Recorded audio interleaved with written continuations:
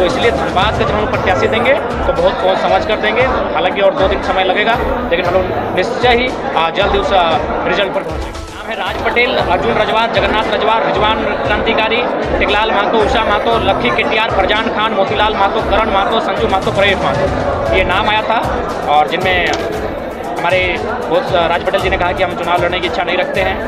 अर्जुन रजवार ने भी कहा कि हम लोग चुनाव लड़ने की इच्छा नहीं रखते हैं। जगन्नाथ रजवार जी ने भी कहा कि वो लोकसभा चुनाव लड़ने की इच्छा नहीं रखते हैं। और हमारे बड़े भाई रिजवान जी से बात हुई, उन्होंने कहा कि हम लोकसभा में आपके साथ रहेंगे, गिरिडीह में रहेंगे। तो फिलहाल वो लोकसभा नहीं लड़ना चाहते। विधानसभा के करण महतो जी का नाम हम लोग लेके जा रहे हैं, संजू का नाम लेके जा रहे हैं, प्रवेश का नाम लेके जा रहे हैं, उषा महतो का नाम लेके जा रहे हैं, लक्की केटियार का नाम लेके जा रहे हैं और टेकलाल महतो, ये नाम हम लोग लेके जा रहे हैं। इन पर चर्चा बनेगी और उसके बाद जेबी के साथ जयराम महतो पे ही निर्भर है।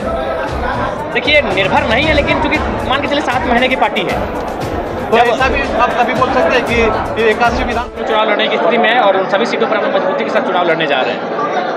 कोडरमा लोकसभा से कौन लड़ेंगे फाइनल आप बोलते हैं? देखिए, लगभग मनोज जो है उनके नामों, मनोज जी उनके नाम की शुमारी बन चुकी है, लेकिन अंतिम मुहर अभी बाकी है।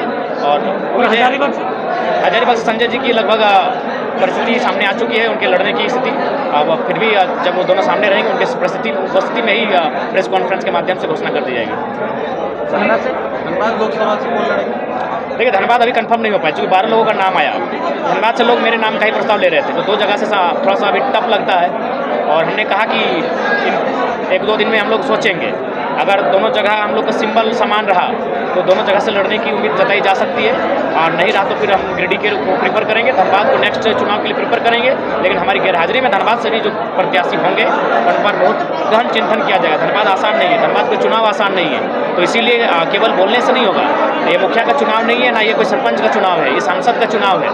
तो इसलिए धनबाद का जब हम प्रत्याशी देंगे तो बहुत सोच समझ कर देंगे। हालांकि और 2 दिन समय लगेगा, लेकिन हम लोग निश्चय ही जल्द उस रिजल्ट पर पहुँचेंगे। मतलब 14 प्रत्याशी नाम दिए थे, उनका नाम थोड़ा बता देते। हाँ, नाम बता देना चाहेंगे। नाम है राज पटेल, अर्जुन रजवार, जगन्नाथ रजवार, रिजवान क्रांतिकारी, टेकलाल महतो, उषा महतो, लक्की केटियार, फरजान खान, मोतीलाल महतो, करण महतो, संजू महतो, प्रवेश महतो, ये नाम आया था। और जिनमें हमारे बहुत राज पटेल जी ने कहा कि हम चुनाव लड़ने की इच्छा नहीं रखते हैं।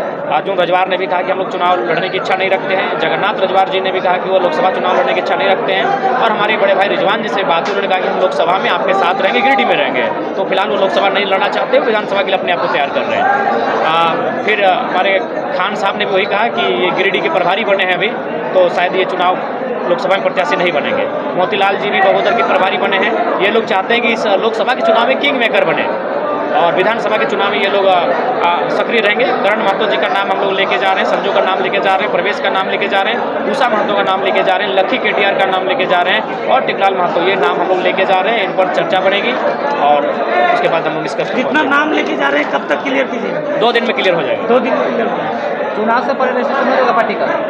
उम्मीद है कि चुनाव से पहले रजिस्ट्रेशन हम लोग का पार्टी का हो जाएगा और रजिस्ट्रेशन नंबर भी हम लोग को मिल जाएगा।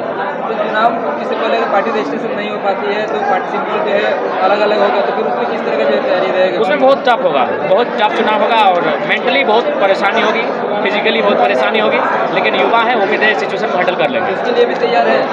तैयार है, हम लोग युवा हैं, हर सिचुएशन के लिए, हर एक परिस्थिति के लिए तैयार है। अगर रजिस्ट्रेशन हो जाता है तो आप धनबाद लोकसभा से भी चुनाव लड़ सकते हैं? संभावना है, 25% संभावना है कि दोनों सीटों को प्रेफर करेंगे, क्योंकि भारतीय संविधान में एक व्यक्ति 2 सीटों से चुनाव लड़ सकता है। चुनाव जीतने के बाद पहला काम क्या होगा?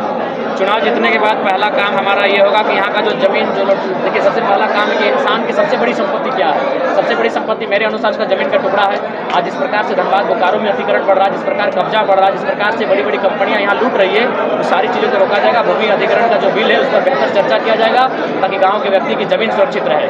दूसरी, नौकरी पर चर्चा होगी, विस्थापन पर चर्चा होगी, पलायन पर चर्चा होगी और झारखंड की झारखंडीय खतियान आधारित स्थान नीति उस पर चर्चा होगी। सर, गिरिडीह और धनबाद दोनों लोकसभा से जयराम महतो का ही नाम लिया जा रहा है। क्या जेबी के साथ जयराम महतो पे ही निर्भर है?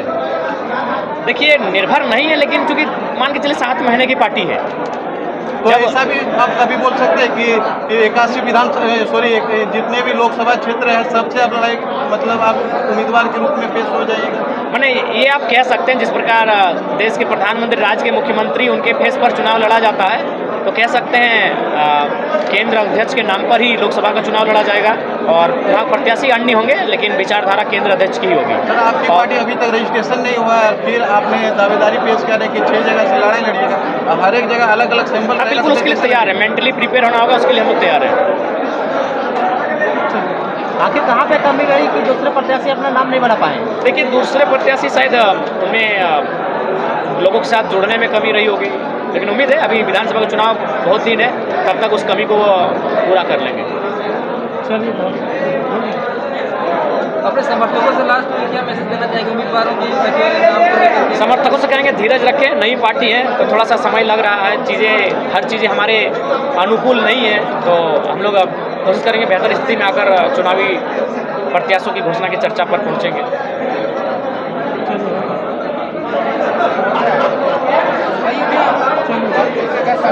जाति समीकरण को भी एनालिसिस करेंगे क्या? देखिए, बिल्कुल भारत की राजनीति में आप जाति समीकरण को दरकिनार नहीं कर सकते हैं। हम लोग कोशिश करेंगे सर्वहित की भागीदारी हो और ये प्रयास करेंगे।